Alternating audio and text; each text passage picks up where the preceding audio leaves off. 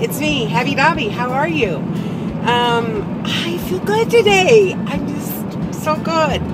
I feel like I've lost like a half a pound in my face overnight. That's a good thing. It is Wednesday morning and I am late to work. That's why the sun is out, because I'm late to work. Let's see. I know I'm down. I have been feeling hunger. In fact, I had to get up in the middle of the night last night and eat 4 radishes because my stomach was hurting. I was hungry. So that's my go-to snack food is radishes and chunks of celery, and I cut them about that big and put them in a Ziploc bag. I've been known to eat a Ziploc bag full of celery in a day. And the reason I cut them small is because when I'm at the office, I can pop one in my mouth and close my mouth before the crunch happens. I think I've told you that. I know I've told you that. So, in regarding hunger and hungry and all that stuff, what is the first thing on advertisements or in the magazine or whatever that people say about a diet that they're promoting? And I was never hungry. And now that I've been doing hunger scale and everything, that is a huge American thinking error. So let's not do that. If we hear that phrase ever again, remind yourself that our bodies were made to get hungry so that we would know to eat, and not because the clock says that it's 11:30 and it's time to eat lunch. So here's my history of being hungry or not.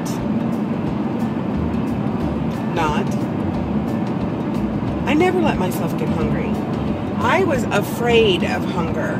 In fact, I think until this round, I have never, with an occasional, in a bad situation where I felt badly because I was so hungry, but on a day-to-day, in-and-out basis, I never allowed myself to get hungry because even on HCG, I was afraid of it. So it was a big step for me this round to say to myself, I'm going to eat to hunger, and I'm going to wait until I'm hungry until I eat. And you know what? Right now, on P2, I'm addicted to it.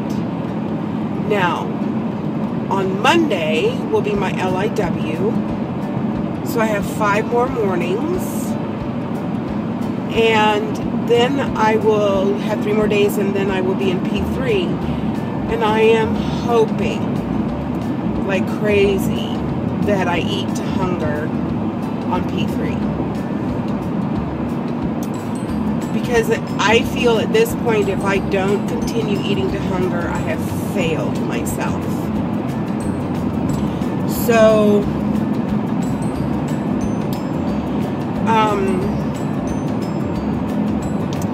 I don't want to tell you all the details because I want to save something for my LIW vlog. But this morning I got on the scale and I started crying because what I read on the scale was pretty dang low. And then I felt like I really needed to get on. I did the dance, and then the next 3 were exactly the same, and it wasn't exactly the first weight. I think I was a little off kilter when I stood on the scale the first time, is why I even thought about doing it another. So, but I'm in good territory. Let me just say that. I'm just in good territory.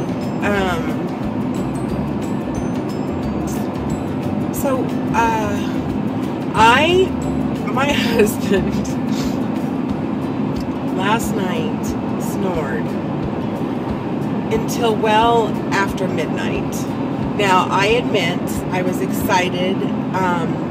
One of the HCGers and I, who has a mom who's doing HCG and vlogs too, and vlogs 2. The two of us were, I was under the covers with my head over my blanket over my head, and we were texting back and forth faster than one could answer the next question. And I was flashing her pictures and sending her information, and I was having so much fun with this gal. And so I don't know what time. I'm on the West Coast and she's on the East Coast, and I know it was late for me. So when my alarm rings at 4:45, back to my husband. So finally we decided to say goodbye, sent each other hugs and kisses, and then I laid there for 2 more hours listening to my husband snore. He snored, and he was ripping some boards, let me tell you. And I would take I pretended, I made the bed shake like it was an earthquake. Nothing. I snapped my fingers in his ear. Nothing. Then he would snore. He would go, and I would go really loud to see if that would startle him. Nothing. He kept rhythm for hours as I laid there and listened to him. Anyway, I got a few hours of sleep, so I'm really pleased that I had any kind of a release. On the Facebook vloggers group, I did not report how much, because I don't want that to be a focus for myself or for others.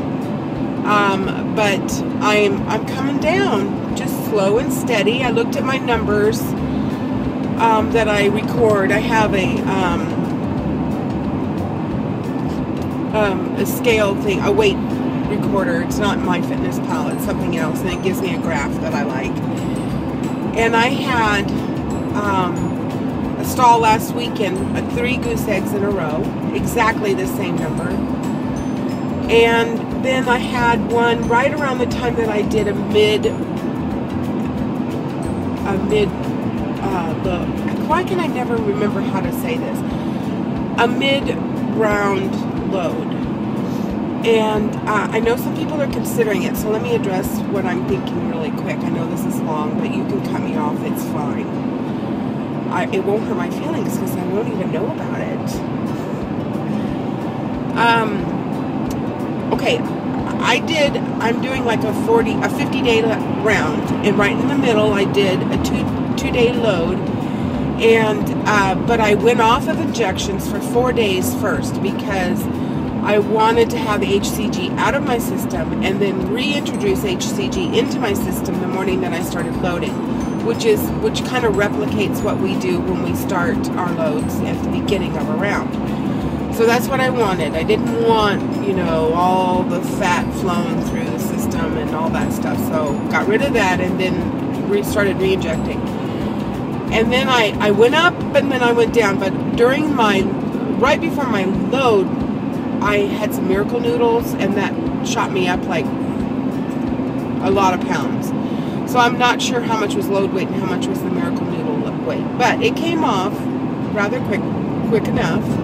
I was satisfied, and I feel like the second half of my round, with the exception of those 3 days that I had a goose egg, and there could have been other reasons for that, I feel like the second half of my round has been very consistent. I'm averaging 0.6 per day and through the entire round, and I'm really pleased with that. So the question is, would I do it again? I'm planning on doing it again, but here's how I'm going to change it. I'm going to go off injections for 4 days, and then I'm going to load for 1. Because the second day, I think I ate like this much food. I just wasn't into it because I was more in the mindset of P2, that it was very difficult for me to load in the middle of P2 that way. So I'm going to do my next round. I'm going to start loading on Easter Sunday, I guess. Is that March 31st? It's the day after we come back from our second honeymoon. I'm going to load, inject and all that. Well, anyway, you've seen my chart. You can go back and look at that if you want. But I think my first VLCD will be April 2nd. So, and then I'll decide if that's something that I want to add into my regime.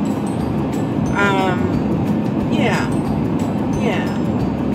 So anyway, yeah, this is long, but it's just been a good round, and I want to make sure that I share with you those kind of things that come up.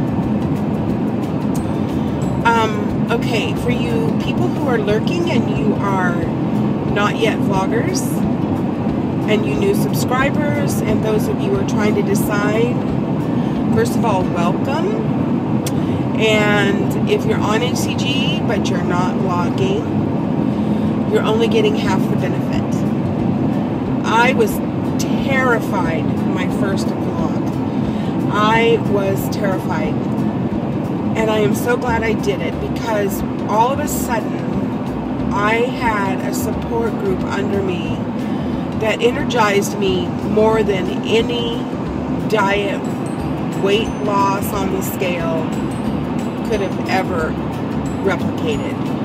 So you're missing out if you don't vlog. I have never in my life met a more positive, supportive, in fact, we're kind of positive and encouraging to a fault, because sometimes I need somebody to say, get your big girl panties on.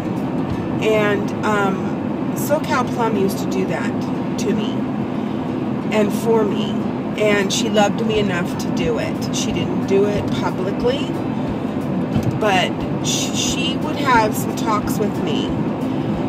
And I love the phrase that Toi Just Toi says, and it says, tears off, cape on. In fact, this is my work notebook. It's kind of like my resource. And see this little gal?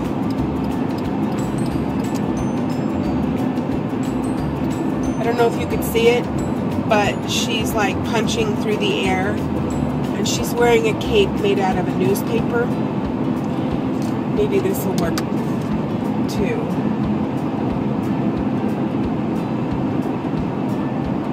Tears off, cape on. Like, get your big girl panties on and get rolling with it, and admit to the fact that you messed up.